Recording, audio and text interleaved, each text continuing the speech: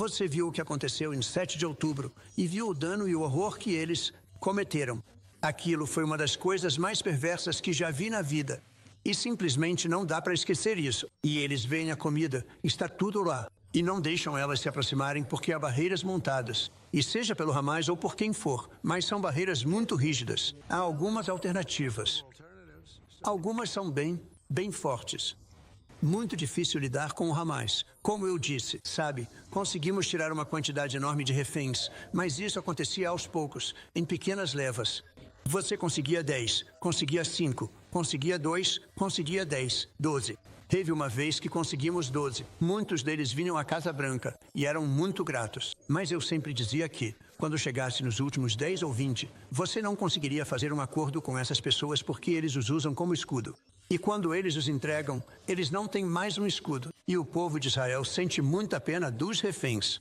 Bem, algumas pessoas podem ter uma opinião diferente, mas elas têm sentimentos muito fortes em relação aos reféns.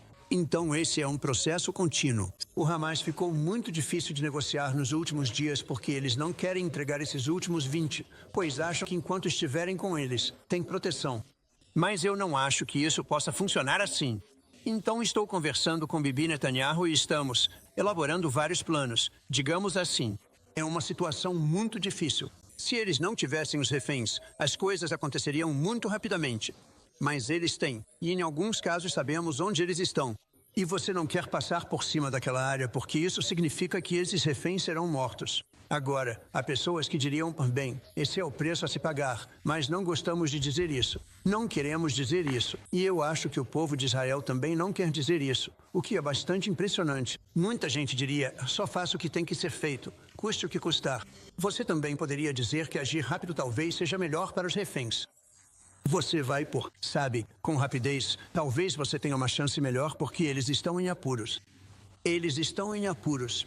Então estamos muito envolvidos. O primeiro-ministro está envolvido. Eu estou envolvido. E acho que posso dizer, nós acabamos de assinar um acordo comercial muito grande, o maior de todos ontem, certo? Sim. E a União Europeia está muito envolvida e querendo ajudar, de fato, os palestinos, no sentido de garantir que as pessoas tenham o que comer. Mas a área de Gaza, outra forma de definir, é a área de Gaza. É um lugar muito problemático e já faz muitos e muitos anos. Já faz muitas décadas. Então não é como se isso tivesse acontecido de repente. Isso vem acontecendo. Sim. Por um longo período de tempo. Então é isso. Nossos corações estão no lugar certo. Temos boas notícias porque a guerra recente que vocês acabaram de ver, eles acabaram de anunciar, entendo, a mais nova das 5. Agora seriam as 6 que nós paramos. Eu tenho 6. Parei 6 guerras. No último, eu tenho uma média de uma guerra por mês. Você sabe? Mas os 3 últimos foram muito próximos, Índia e Paquistão, e muitos deles. O Congo acabou de ser, e Ruanda também acabou de ser resolvido. Mas vocês provavelmente sabem, não vou entrar muito em detalhes porque ainda não sei os números finais. E eu não sei. Várias pessoas foram mortas. E eu estava lidando com 2 países com os quais nos damos muito bem, países muito diferentes sob certos pontos de vista.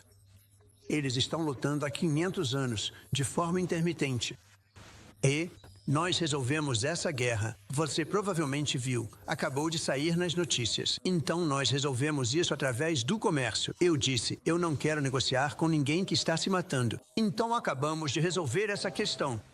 E eu vou ligar para os 2 primeiros ministros, com quem me dei muito bem, e falar com eles logo depois desta reunião para parabenizá-los. Mas foi uma honra estar envolvido. E aquilo ia ser uma guerra muito feia. Essas guerras têm sido muito cruéis. Então nós fizemos um trabalho muito bom. Tivemos grande apoio do primeiro-ministro. Sempre que precisamos de ajuda, sempre que precisamos de qualquer tipo de apoio, você esteve lá. Agradecemos muito por isso. Com certeza. E vamos continuar em frente. Nós realmente precisamos cuidar das necessidades humanitárias ali, no que costumavam chamar de faixa de Gaza. Você não ouve muito mais essa expressão hoje em dia. Você não ouve falar em faixa de Gaza, mas é a faixa de Gaza. É impressionante isso não esteja sendo tratado de uma forma um pouco diferente. Vamos montar centros de distribuição de alimentos? Vamos fazer isso em conjunto com algumas pessoas muito boas. Vamos fornecer recursos. E nós acabamos de arrecadar trilhões de dólares. Temos muito dinheiro e vamos gastar um pouco desse dinheiro com comida. E outras nações estão se juntando a nós. Eu sei que o seu país está se juntando a nós. E temos todas as nações europeias se juntando a nós. E outros também ligaram e querem ajudar. Então, vamos montar centros de distribuição de alimentos onde as pessoas possam entrar, sem fronteiras. Não vamos ter cercas, sabe, eles não vão ficar. Você sabe, eles veem a comida 30 30. Você diria, jardas de distância. E eles veem a comida, está tudo lá. Mas ninguém está lá porque eles têm cercas que impedem que alguém pegue. É uma loucura o que está acontecendo lá. Então, vamos trabalhar em estreita colaboração com o seu país. Ótimo país. Conversamos sobre a criação de centros de alimentação com outras organizações. Bem, vai ser em parceria com os Estados Unidos, que vão ajudar com a comida. Sabe, temos muito acesso a alimentos. Nós mesmos temos muita comida. E vamos levar isso para lá e também garantir que não haja barreiras impedindo as pessoas. Você sabe, você já viu as áreas onde realmente a comida e as pessoas estão gritando por comida e elas estão a 30, 40 metros de distância. E não deixam elas se aproximarem porque há barreiras montadas. E seja pelo Hamas ou por quem for, mas são barreiras muito rígidas. Então, precisamos acabar com essas barreiras. Mas vamos conseguir levar comida boa e forte. Podemos salvar muitas pessoas. Quero dizer, algumas daquelas crianças estão realmente passando fome de verdade. Eu vejo isso e não tem como fingir aquilo. Então, vamos estar ainda mais envolvidos. Já fizemos alguns transportes aéreos antes, alguns lançamentos de suprimentos, e as pessoas correm para pegar. O primeiro-ministro vai nos ajudar. Eles são muito eficientes nisso. Você já fez isso antes? Sim. Por muitas. Eles fazem isso há 100 anos muito bem. Então não é que não é. Na verdade, não é muito difícil de fazer. O senhor fala sobre o Hamas roubando comida e ajuda humanitária. Qual é a responsabilidade de Israel em limitar a ajuda para a região? E se eu puder fazer uma pergunta complementar ao primeiro-ministro? Que tipo de pressão pode ser colocada sobre Israel? Isso é algo que você e os Estados Unidos trabalhariam juntos? Israel tem muita responsabilidade. Eles estão limitados pelo fato de que ainda há cerca de 20 reféns. E o povo de Israel está muito preocupado com esses 20 reféns. É muito interessante. Você poderia dizer que eles poderiam estar mais preocupados com a retaliação do que com os 20 reféns. Mas eles realmente querem que os 20 reféns sobrevivam e vivam. Que consigam sair dessa. Você sabe, muitos dos reféns vieram ao meu escritório na Casa Branca, no Salão Oval. E eu fiquei impressionado com... Eu perguntava a eles, houve algum sinal de carinho? Houve algum sinal de... Quando você era refém e tinha todas aquelas pessoas do Hamas ao seu redor. Às vezes 100, às vezes 10, às vezes 2. Mas você é um refém e está sendo mantido dentro de um cano. Nem é realmente, sabe, uma caverna ou é um cano. Um caminho. E alguns disseram que achavam que não iam sobreviver porque estavam ficando sem ar. Não tinha ar suficiente e só abriam o cano na hora certa. Mas eles não faziam isso de propósito. Simplesmente aconteceu de abrir e eles tiveram sorte. Mas eu perguntei, eles piscavam para você e diziam, não se preocupe, você vai ficar bem? Eles te deram mais comida, mesmo que fosse só um pedaço de pão? Eles te deram algo durante esse tempo? Algumas pessoas ficaram lá por 400 ou 500 dias. É muito tempo. 1 ano e meio. Mais do que isso.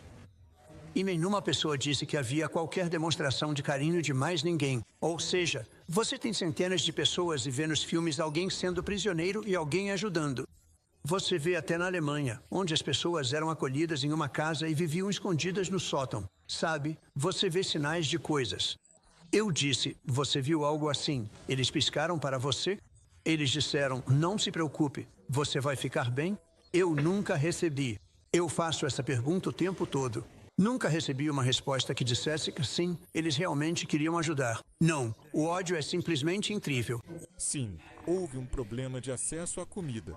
O que mais Israel pode fazer? E posso ouvir o primeiro-ministro também?